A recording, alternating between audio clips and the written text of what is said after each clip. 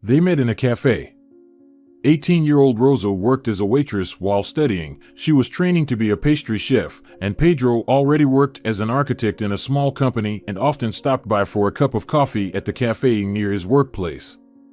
These two hearts seemed to be made for each other. They didn't even need to speak to each other. Just being in the same room brought joy to both of them.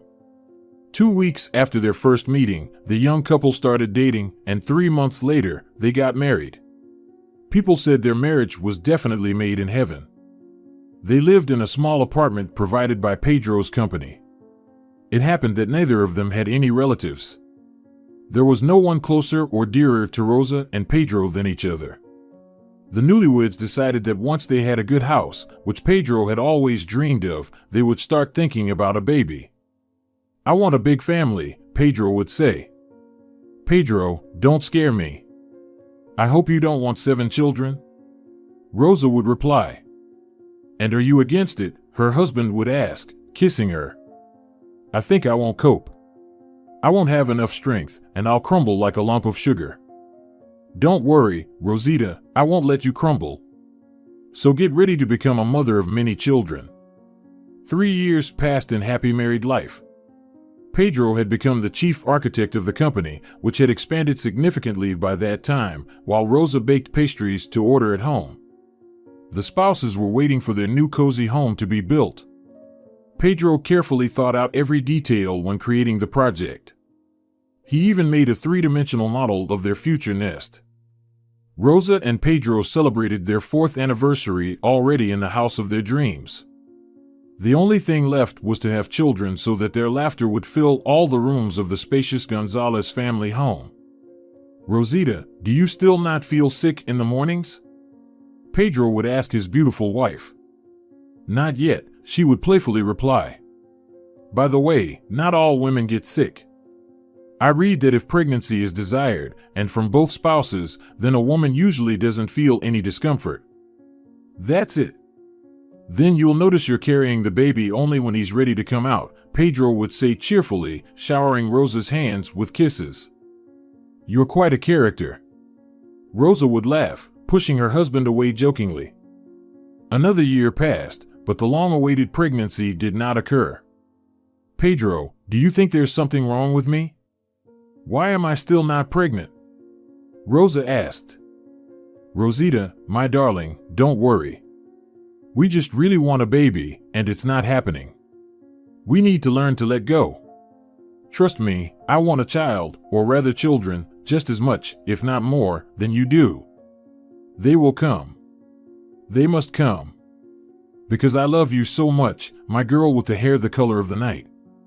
"I love you too, heart stealer of dark-haired girls," Rose smiled in response. "And here's the fibber. I stole only one. And loved only one brunette. Even if you had transparent hair, I would still fall madly in love with you." His voice carried such warmth and tenderness that Rose felt calm and lighthearted. "You have a uterine bend, Sonora Gonzalez," the doctor said slowly. "The chance of pregnancy is 1% out of 100. "And what?" Rose began with a trembling voice. "Nothing can be done?" "Unfortunately, no. I'm very sorry." Rose returned home and collapsed onto the bed, burying her face in the pillow. "Why? Why did this have to happen to me? Why did this happen to us?" the woman cried, pounding her fists on the pillow. "And Pedro? Is his dream of a large family not meant to come true? No, she can't allow this." Rose decided to have a serious conversation with her husband. She prepared dinner and opened a bottle of good red wine. "My joy, do we have some event today?" Pedro asked as he entered the house. "It smells as if Christmas has come." "No, I just wanted to make you happy," Rose replied. During dinner, Rose could hardly eat. Everything was slipping from her hands. "What's wrong, my little bird?" Pedro asked worriedly. "Are you feeling unwell?" "No, we just need to talk." "Did something happen? Tell me, we're a family." "Pedro, it's better for us to part ways." "What? Did I offend you somehow? You must be upset that I spend too much time at work." No, my dear, Rose replied, placing her hand on her husband's. I have no right to deprive you of the joy of becoming a father. Rosita, listen. No, Pedro, listen to me first. I went to the doctor. I can't have children. 1% out of 100. Wait, it's not definite yet. It is definite. Rose wiped a tear from her cheek. So you need to find another woman who can give you children. Rose, I don't need another woman, I need you. He squeezed her hand. But I won't be able to give you babies. This house will be empty, understand, and all your dreams will turn to dust. Rose, please calm down. You're all I have, you're my heart, do you understand? Even if I never become a father, I'll be with you. We'll fight, we'll go to the capital, even to the ends of the earth. Pedro. Rosa could no longer hold back her tears, they poured out of her grayish-green eyes like a torrent. For several years, the couple had not given up hope of becoming parents. Pedro took Rosa to the best doctors in the country and even abroad, but all in vain. Everyone said the same thing, the chances of getting pregnant were close to zero. Pedro, darling, Rosa began one day as she walked with her husband along the beach, what if we adopt or foster a child? Then, Rosa, my little bird, I'm not ready to raise someone else's child. I'm sorry, but I understand you, I'm scared too. I've heard all sorts of stories about how children can be different, sick, with bad genes that aren't immediately recognizable. And then adoptive parents suffer for the rest of their lives and, as terrible as it sounds, regret their decision. Exactly, they regret it. Imagine, we take a baby and then realize that they're nothing like us, neither physically nor internally. What do we do then? Yes, you're right. But you know, sometimes I feel so lonely. My cookies and cakes no longer suffice. The house is big and so empty. Rosita, my darling, please don't cry. Let's organize some kind of club for kids right here at our house. And you can take care of them. How about that idea? Pedro, I'm just a pastry chef. What kids? What can I do with them? Think about it. If needed, you can get another education, an education. And those children who will fall into your caring, gentle hands will be happy. Pedro, how do you manage to make me happy so easily? You instill faith in myself. It's so important. I would have died without you long ago, my golden architect of human destinies. Wow, you're giving me quite the title. You're just a poet. Oh, stop it, what poet am I? I'm just. She didn't finish her sentence because a little boy in a green cap crashed right into them. Alejandro, be careful, said the boy's mother, a graceful woman in a bright swimsuit. Sorry for my little rascal. It's okay, everything's fine, replied Rosa. That night, Rosa couldn't fall asleep. She was thinking about her husband's words. What if she really taught the kids something? Then the house wouldn't be so empty and cold. But what to teach? Rosa used to love embroidery and crochet. Yes, she could spend hours crafting. School friends were amazed by her diligence and precision. It's decided she would teach the children embroidery and crochet. She just needed to remember everything and practice a little. After this thought, the young woman immediately fell asleep.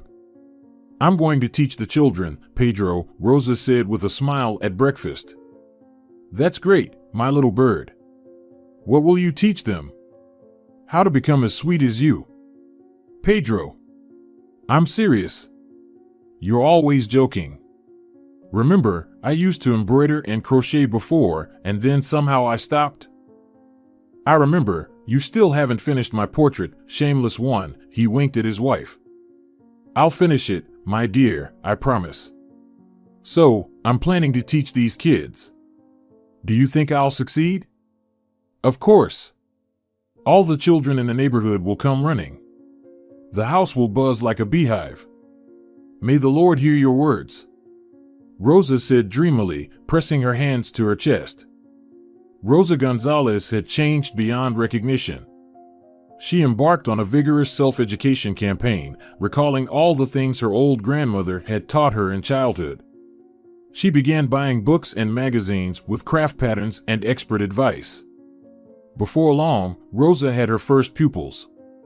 They eagerly came 2 or 3 times a week to learn handicrafts with their kind and sensitive teacher. The house really buzzed, just as Pedro had promised. Rosa was happy. She was needed by these girls. She knew how to delight them and surprise them. The woman, so lonely and distressed about not being able to become a mother, blossomed, became more beautiful, as if she were 18 again and had just met her Pedro. Several years passed. Rosa somehow unnoticed turned 30. It happened the day after her birthday. Rosa was waiting for her husband to come home from work as usual. Her students had already left. Suddenly, there was a knock on the door. Strange, thought Rosa, Pedro always opens the door himself. Pedrito, is that you? The woman called through the door. It's me, my little bird, open up quickly. What's wrong, dear?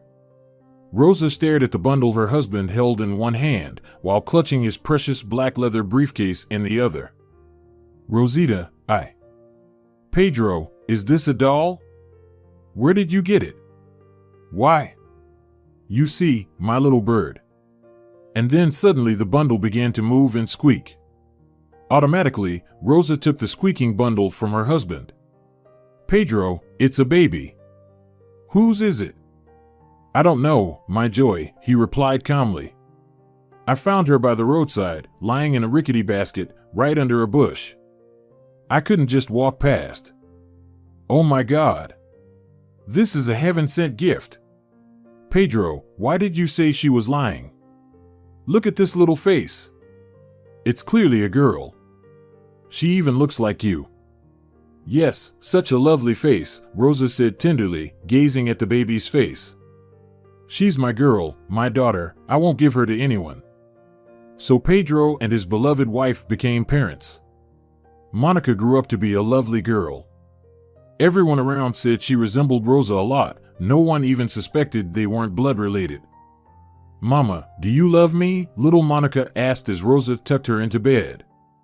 Of course, I love you, my little flower. More than anything in the world. And what about Dad? And Dad? I don't have anyone dearer and closer to me than you two. Sleep, my little one. Will you teach me to knit and embroider like you teach the girls who come to our house? The girl continued, holding her mother's hand. I will, my sunshine, I will definitely teach you. But for now, close your eyes. Are we going to the sea tomorrow? The daughter asked again. Monica, it's already late, you need to sleep. But yes, tomorrow we will definitely go to the sea, Rose said, kissing her on the cheek tenderly. Monica was a curious and kind girl. She dreamed of becoming a teacher for elementary school children. She always had many friends. The house was constantly filled with cheerful children's voices, and Rose never felt lonely or unneeded for a moment. Pedro was delighted. He adored his daughter and spent all his free time with her and his wife. It was a real, friendly, and happy family. Pedro's dream of a large family did not come true, but he had the hearts of his beloved girls. Monica did not abandon her childhood dream of becoming a teacher and entered a pedagogical college. She was the best student in her class. Everything came easy to her, and ideas poured out of this energetic girl like lava from a volcano. Monica graduated from college with honors and immediately started working at a school. Sweetie, why do you want to go to a regular school? Pedro asked one day. Dad, what do you mean by regular school? I could arrange for you to go to a private, elite one. But I don't want anyone to arrange anything for me, Daddy. I want to achieve everything on my own. And besides, I want to work with children from ordinary families. Monica, I have nothing against ordinary, as you say, people, but you're such a great specialist. You deserve more. No, Dad. I want these kids from poor families to become smart, believe in themselves, and achieve a lot in their lives. All right, my butterfly, I understand. You're a teacher sent from above. Soon after starting her job, Monica met a guy she fell head over heels in love with. His name was Antonio. He was handsome and always joking. The girl couldn't spend a day without him. They walked along the seashore and talked about books, different parts of the world they wanted to visit. They were very young, and life stretched out before them like a long road to the horizon.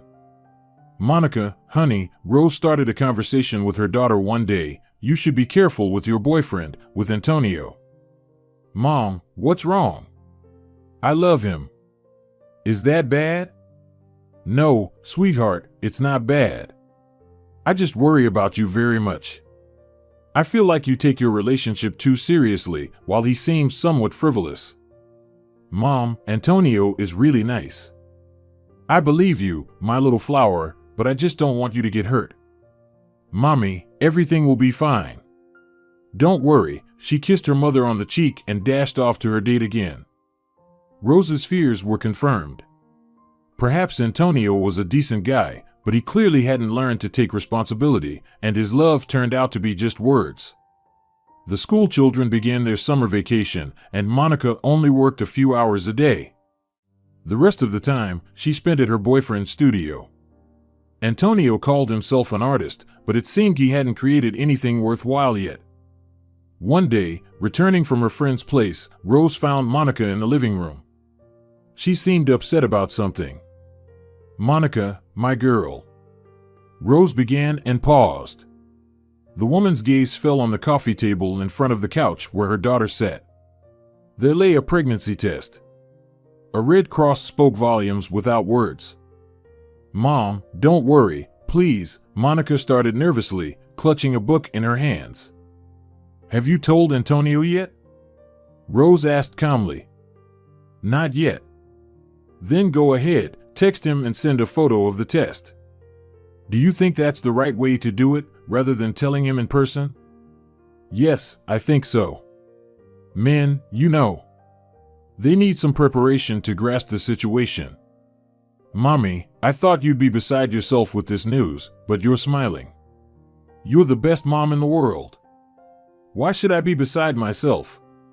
It's time for me to become a grandmother, otherwise, I won't have the strength for grandchildren later. I'll become too old. She sat down beside Monica and hugged her, stroking her daughter's hair. Mom, you'll be the youngest and most beautiful grandmother in all of Spain, placing her head on her mother's shoulder, Monica said. Let's just send Antonio the photo already, Rose said with childish excitement. Do you think he'll be happy? The girl pondered. I think so, yes. He's an artist, sensitive by nature. There was no response from the future father. He hadn't been online since morning. Mom, I'm worried. Maybe it's better to go to his studio and talk. Okay, darling, just be careful, Rose hugged her daughter. Okay, I'll be back soon. Stay in touch.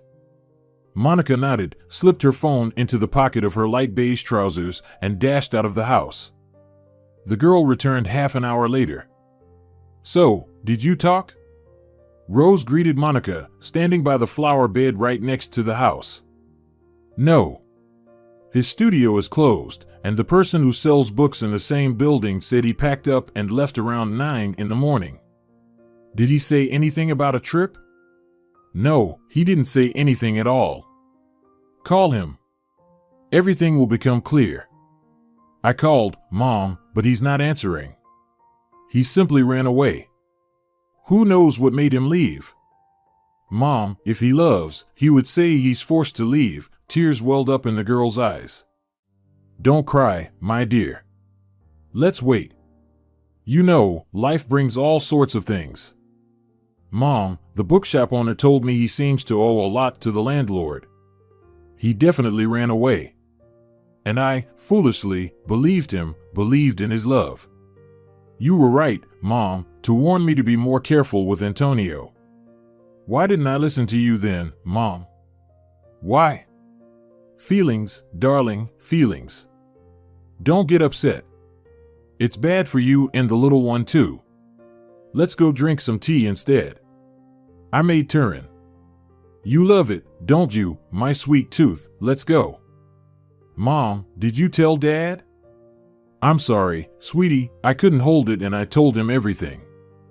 And? What did he say? Is he going to scold me? You're in for a surprise. He's planning to buy you a car for the baby's birth. Oh, I've ruined the surprise again, Rosa said, covering her mouth with her hand. I need to be punished. Your dad and I are depriving you of Turin, Monica chuckled. Oh no. Not that. Rose burst into laughter. Laura was born a little early, but both mother and daughter felt fine, and they were quickly discharged home. Pedro and Rosa prepared well for their daughter's arrival. The baby's room was already set up. The parents thought of everything down to the smallest detail, from wallpaper to pacifiers. Our granddaughter will have everything a little princess could dream of, Pedro said to his wife as they drove to pick up their girls from the maternity hospital.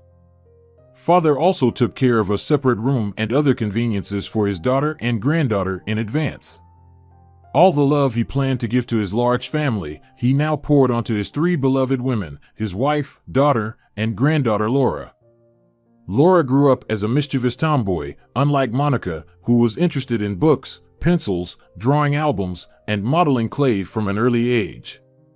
Laura always wanted to be on the move. You should have been born a boy, Monica laughed. Not everyone in the family should be into drawing and crafting, Pedro said, lifting his granddaughter in his arms. Don't offend my little fighter. Dad, you should teach her how to shoot, so she'll definitely become a fighter. And I will. Do you doubt me? I will teach her. No, Daddy, I don't doubt you, of all people. No way. No shooting.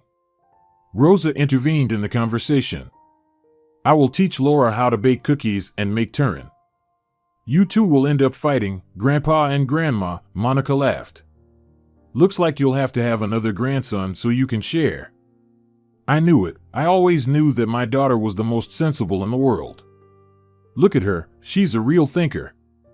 Pedro's dreams came true, albeit many years after they first arose in his mind, but they did come true. None of their acquaintances could believe that they almost never argued or quarreled. Their home was a gathering place where joy, happiness, and genuine love reigned. It seemed like a fairy tale world where only fairies, gnomes, and elves lived. But trouble knocked on the door of this fairy tale world. When Lorita turned 5, Pedro fell ill. Doctors diagnosed him with stage 4 brain cancer. Beloved husband, father, and grandfather literally burned out within a few months. Rosa thought she wouldn't survive this loss, it was so heavy for her to bear. Her love hadn't diminished since they met in that cafe 38 years ago. And now he had left them. No one would ever call Rosa a little bird again, or Monica a butterfly. No one would play with mischievous Lorita or teach her how to shoot. No one would create some fantastic building project anymore. Only memories would remain, only the warmth in the heart they invoked and the bitterness of loss. Sweetheart, I can't live in this house anymore, one evening, when Lorita was already asleep, Rosa said quietly. I think we need to sell the house and buy something smaller. Whatever you say, Mom.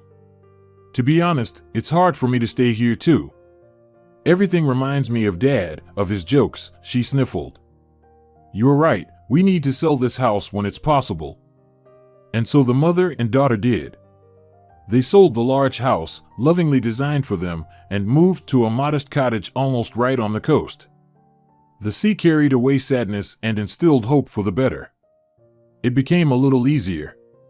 The house smelled of cookies again, students started coming to Rosa's again. Monica still worked at the school. It seemed like everything was slowly getting back on track, but Rosa was yet to face another trial, a terrible trial. There were no signs of trouble. Monica and her daughter were planning to visit Isabella, Monica's best friend. She lived quite far from them, so they were going for a few days. Maybe you won't go?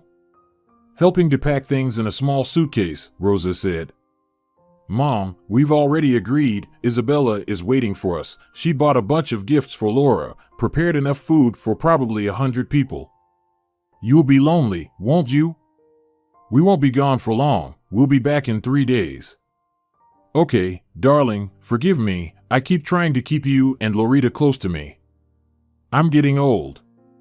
Mommy, you're not getting old at all. You're the youngest and most beautiful among us. Thank you, Mo. Rosa sometimes called her daughter that. In childhood, the girl always scolded her mom for it, but now she even liked it. Yes, Mom always came up with something. She was such a character. The daughter and granddaughter did not return home. Around 1 in the afternoon, Rosa received a call and was told the worst news imaginable for this woman. Your daughter and granddaughter died in a car accident. Their bodies were burned beyond recognition. I'm very sorry, said the voice on the other end of the line. Rose stood there, thunderstruck, the ground slipping from beneath her feet. No, it couldn't be true. No, it couldn't be her girls, it must be a mistake. Monica would call any moment now, cheerfully telling her that everything was fine with Lori, that they would be together again soon. But Monica didn't call. Rose had to identify her loved ones' bodies by the items that survived. Yes, those were her daughter's earrings and her granddaughter's bracelet. In that moment, life ended for Rose. She stood by the graveside for a long time, talking to herself. Why me? Why did this have to happen to me? First Pedro, my dear Pedro, with his radiant eyes, and then my babies, my lovely girls. What did I do wrong? Where did I sin? What did I do to deserve such punishment? Why should I go on living now? Why? Tears streamed down the woman's pale cheeks as she clutched her handkerchief with trembling hands, not even attempting to wipe them away. Rose had always been slender, but now she seemed entirely drained of life from grief and sorrow. Rose often visited the cemetery. Her husband's grave wasn't here. He had asked for his ashes to be scattered at sea. Rose and Monica fulfilled his last wish. But there was the grave of her daughter and little granddaughter. The woman would stand here for a long time, placing fresh flowers and crying. The only thing that saved Rose was her students. Through her handicrafts, she could momentarily forget her triple sorrow. She was afraid to be alone. Thoughts overwhelmed her, and she felt like she was going crazy, like she would be torn apart by grief and memories. I'd rather be dead too, thought Rose, lying sleepless in bed. Why did I let them go? My girls would be with me now, and we'd laugh and bake cookies. Sometimes Rose couldn't close her eyes until morning. She tried to occupy herself in the small garden surrounding her house, so empty and even hostile as it seemed to Rose. But nothing worked, everything slipped from her hands. She would throw it aside, retreat to the gazebo, and spend hours looking at their family photo. 5 months had passed since Monica and Lori had been laid to rest. On that day, Rose stood once again at the graves of her beloved girls. She cried again, silently sobbing. Nearby, a cemetery worker, it was obvious from his uniform, was clearing away dry flowers and slowly placing them in a black bag. Excuse me, is this your daughter? He suddenly asked Rose. Yes, my daughter, Monica, and granddaughter Lori. She looks a lot like you, he said, looking at the photo of the young woman. Same thoughtful eyes and gentle smile. Thank you, Rose sniffled slightly. Many people tell me we look alike, even though she's not blood related to me. Foster daughter? Yes, although, it's just a heaven-sent gift. They left her right under a bush in a tattered basket. Who could abandon this angel in a basket full of holes? I still can't fathom it. Well, but if I tell you what I did over 25 years ago, you won't even want to talk to me. Nobody knows about it. Only me and that person. What person? That person to whom I sold my newborn daughter. Mother of God. What made you do that? Rose asked without judgment. And the cemetery worker told the woman his story, which subsequently changed both their lives. Ricardo, the cemetery worker, was dating a simple girl named Anita, as he always called her. They loved each other very much. Ricardo was determined to marry her. He was 19 at the time, and Anna had just turned 17. One evening, Anna, as usual, waited for her beloved on the blue bench near the old plane tree. Ricardo was working for a man who was involved in fish processing in a small workshop. "Ricky," Anna started straight away, "we need to talk. It's very important." "What's wrong, my berry?" "Ricky, I'm pregnant." She lowered her eyes. "Anna, don't worry. We'll handle this together. I work. Let's move in together. I only have an old grandmother whom I can't leave. She loves you, she's just very weak." "Are you serious?" "Of course, I'm serious, silly. My father will kill me if he finds out." "No, we'll get married and raise our baby." Anna threw herself into her beloved's arms and burst into tears. He stroked her curly hair and whispered words of love to her. Anna moved in with Ricardo. Her parents stopped communicating with her, their daughter didn't meet their expectations and went down the wrong path. The guy worked, and his beloved took care of the household and his sick grandmother.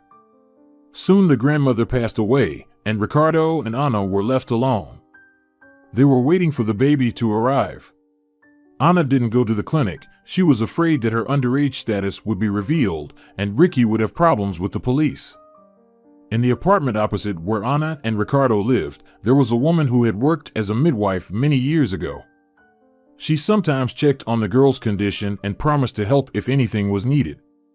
Anna was grateful to her and offered her help in return. Labor began unexpectedly and very quickly. Ricardo ran to the neighbor. "Dona Rita, please, open up." He knocked on the door opposite his apartment. Coming," was heard from behind the door, somewhere deep in the little apartment. "Dona Rita, please, Anna. I'll be there in a minute. I'll gather everything necessary. Go to her, my boy, go." Anita was fading before their eyes. She had expended her last strength to help her daughter come into the world, while she herself was fading away. "We need to call an ambulance," Rita quickly said. "Hurry, go, make the call." "Ricky, I love you so much," the girl whispered almost soundlessly. Ricardo rushed to her side and grabbed her hand. "Anita, my sunshine, everything will be all right. I'll call the ambulance right now." "I love you," she repeated, "and our little girl." Her hand hung lifelessly, her gaze fixed. "No!" Ricardo cried, holding his beloved's hand to his face. "Don't leave, don't abandon me." Rita touched his shoulder gently. She's no longer in this world, my boy," she said, slowly closing the girl's eyes with her hand. What was he to do? What? How could he raise the baby alone, with no one to rely on, and he needed to work? Ricardo walked with the little girl in his arms, not knowing where to go. He sat on a large rock by the roadside and sat there, perhaps for half an hour. "Why so glum, buddy?" a well-dressed man asked cheerfully. "Anita, my girl, died, couldn't handle childbirth." Ricardo began to explain haltingly. "I don't know what to do. We have no one. Listen, kid, I can help you. Give the child to me. My wife and I will be good parents to her."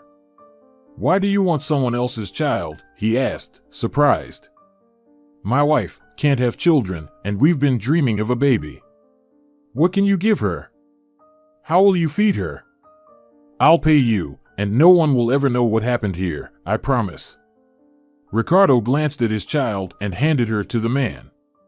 He didn't even ask for his name, just noticed that the man's eyes were literally glowing with kindness.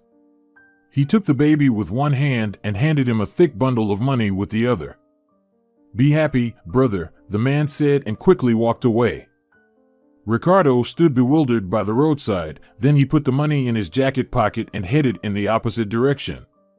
He still had to bid farewell to his beloved Anita. "Every day I ask forgiveness from my daughter, and from her mother too." "And you know nothing about her?" Rosa asked sadly. "Nothing," the interlocutor quietly replied. "What's your name?" Rosa asked. Ricardo. And I'm Rosa. Very nice to meet you, Dona Rosa. And to me, Don Ricardo. With that, they parted ways. At home, Rosa recalled the story of the gravedigger. Why does it happen like this? The one who could give everything to a child and wanted it more than anything, God didn't give the opportunity to be a mother, and this little one's mother was taken away right after birth. It's so unfair, Rosa thought, sitting in the gazebo in the middle of her garden, which had fallen into complete neglect. The woman couldn't find an answer. A week later, Rosa headed back to the cemetery. She was about to leave when she suddenly noticed Ricardo. "Hello, Dona Rosa," he greeted her. "Hello, Don Ricardo." "How are you?" she replied. "How can a confirmed bachelor be doing?" The man sadly smiled. "Don Ricardo, could you tidy up my garden? I will pay you well for it." "Why not help a good person?" "I can help. I have tomorrow off, and as you understand, no plans, except for a little laundry," he said. "Oh, that's wonderful. Then, how about around 11? "I'll write down the address and phone number now," she said, pulling out a notebook from her leather bag, scribbling something in it with a silver pen, quickly tearing out the sheet and handing it to her companion. He tucked the sheet into the breast pocket of his work jacket and promised not to be late. The next day, at the appointed hour, Ricardo stood outside Rosa's house. "Hello, Don Ricardo. Glad to see you," she opened the door and said. "Would you like some tea?" "Hello, Dona Rosa. Let's deal with your garden first, and then we can have tea," he smiled. "You have a very beautiful house, and a lovely garden too." "Thank you.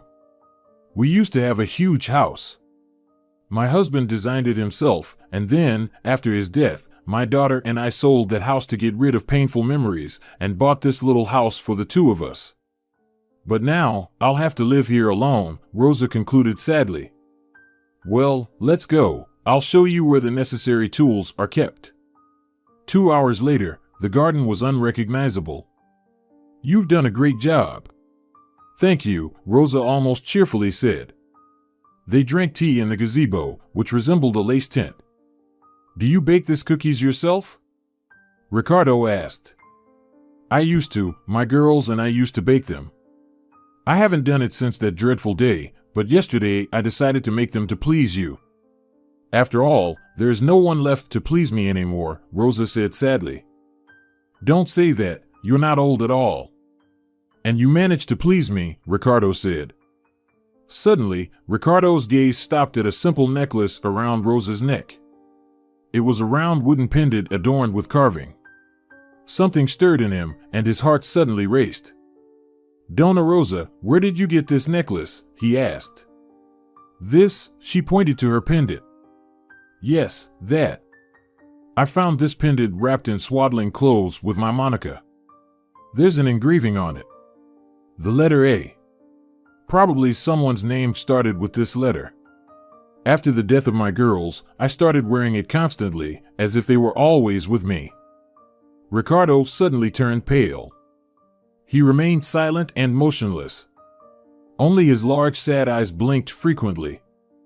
That's what people usually do when they want to hold back tears. "What's wrong with you?" Dona Rosa asked, alarmed. "It's her." The man struggled to say. "It's my daughter, your Monica. I sold her to your husband many years ago. This pendant I carved for my Anita." Ricardo covered his face with his hands and silently cried. Rosa began to sob. "What did you say?" Rosa suddenly remembered. "My husband bought our little girl from you?" "Yes, he handed me a thick bundle of money. Said it was for the funeral of my Anita, and even managed to set some aside for a rainy day. Ugh, I can't even bear to remember it. It makes me feel sick to my stomach. But back then, it seemed like the only way out. And Pedro told me he found our Monica under a bush, in a rickety basket. It's so strange, he never lied to me." "Probably didn't want to upset you," Ricardo shrugged. "Yeah, What's the use of remembering all this now? My girl is gone anyway, or rather, my girls, my precious little ones. Rosa began wiping away tear after tear, which, like dewdrops on flower petals, rolled down her emaciated face. As she bid farewell to Ricardo, Rosa said, "Don Ricardo, do come over for tea sometime. We essentially share the same grief. It seems easier to cope with it together, I think." "I agree, it's easier together," the man replied, rubbing his nose with 2 fingers. "Of course. So, shall we see each other?" "Until we meet again, Ricardo." It seemed to Rosa that she had found a brother she had never had. It was so easy to communicate with Ricardo, so pleasant to accept his help around the house and to delight him with delicious meals. She felt that he also enjoyed her company because he found someone who not only didn't judge him for what he had done but also shared his pain. During one lunch, Rosa and Ricardo talked about various things. "You know, I sleep so poorly," Rosa complained. "Sometimes I can't close my eyes until dawn. Even sleeping pills don't help, it seems to make it worse. I had that too. Didn't sleep for days, wandered around like a shadow. But a herb helped me." "What?" Rosa exclaimed. "No, it's not what you think. I have a friend, he lives in the capital now. His father is an herbalist, lives in a cottage in the middle of the forest, treats people. There was always a crowd at his place, at least last time I was there, about 10 years ago. He helped me, gave me some concoction. The insomnia went away, and my nerves calmed down a bit. Wow, living deep in the woods in this day and age. It's like something out of a fairy tale about magical gnomes," smiled Rosa. "Is it far?" "Not really. Let's go." "Maybe he's still available," Ricardo replied. "Let's do it," agreed the woman. "Otherwise, I'll lose my mind with this insomnia soon." One rainy Saturday morning, Ricardo picked up Rosa in his old pickup truck, and they set off to visit the forest gnome, as they jokingly called the herbalist.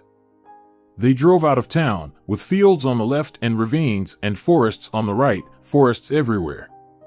"It's picturesque here," said Rosa. "Yeah, and you know, nothing really changes. It's been fields and forests for the past 20 years, Ricardo remarked, making a right turn. "We're almost there." They arrived at an old house with a slightly crooked porch. "Look, it's still standing. But there's no one around. The old man must have passed away," Ricardo speculated. "What a pity," Rosa sighed. But the door of the cottage creaked open, and a girl of 6 or 7 appeared on the porch. She had short curly hair, joyfully sticking out in all directions. "Are you here to see Grandpa?" she asked briskly. "Yes, darling," Rosa replied. "Are you his granddaughter, then?" "What's your name?" "Laura, but Grandpa calls me Lolo." "Oh my goodness. She looks just like my Lorita," Rosa whispered to Ricardo. "But she's nothing like my friend, nor his wife," he mused. "Don Juan, is that you?" Ricardo exclaimed, hugging the old man. "Ricky, is that you, my boy?" The old man squinted. "Yes. It's me, Don Juan. And this is Rosa," he gestured to the woman standing beside him. "Hello," she greeted. "Hello. Come in. How can I help you?" Don Juan asked. "Don Juan, you used to have a miraculous elixir for insomnia. Do you have it now?" Ricardo grinned broadly. "I have everything. Where's Lolo? Where did this little rascal go again?" "I told her to bring water." "Oh, what a restless child," Don Juan said. "Is she your granddaughter?" asked Rosa. "You could say that. I found her. She fell from the sky, it seemed. I could hardly manage. She was just starting to come to herself, covered in bruises, had to cut her hair short like a boy, wore a bandage for a month and a half, poor thing." "Why didn't you report it to the police?" Rosa wondered. "They must be looking for her. She was weak, I didn't want to traumatize her further. I got attached to her, like my own." The door swung open, and Laura burst in with a pitcher of water. "Granny?" the girl suddenly exclaimed, nearly dropping the jug from her hands. Rosa turned to the girl and covered her mouth with her hand. "Loretta? My girl, is it really you?" "It's me. Why haven't you come for so long? And where is Mom?" Tears welled up in her eyes as Rosa hugged the little one close. "Virgin Mary. She didn't finish her sentence." Ricardo and Don Juan watched silently, as if struck dumb.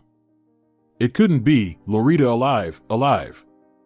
But then who was the girl with her bracelet on her wrist? The three of them returned home together. Loretta chatted along the way, telling her grandmother everything she could remember. "We were driving with Mom along the road and suddenly we noticed a girl. She was probably about 6, like me. Mom stopped and asked her why she was all alone here. She was crying and saying she wouldn't live with that mean aunt anymore. We put her in our car. I gave her my favorite bracelet made of stone beads, the one my grandpa gave me. And then the car hit something and I flew down somewhere. And then I only remember a kind forest grandfather who smeared me with some ointments and gave me different bitter decoctions. I think that's what he called them. And then you arrived. My dear Lord, my little one, I thought you were already dead," Rosa said quietly. "And Mom? Mom died, right?" Laura asked somewhat maturely. Rosa nodded. She didn't want to lie to her granddaughter, but she couldn't find the strength to talk about Monica's death. "And who is this man driving?" Loretta asked. "This, little one, this is your grandfather." "How?" "My grandfather Pedro is already dead." "That's right, my joy, but this is another one of your grandfathers, Grandfather Ricardo." Loretta didn't ask anything else, dozing off on Granny's shoulder. Rosa and Ricardo didn't speak either. They knew for sure that a completely different life had begun. Now they had a reason to live. How fortunate it was that Ricardo approached Rosa at the cemetery and started that difficult conversation. If not for that conversation, perhaps they would have never found their Loretta, their one granddaughter for both, their precious heart. Dear viewers, if you enjoyed the story, please support the video by liking it and leaving a comment. Thank you very much.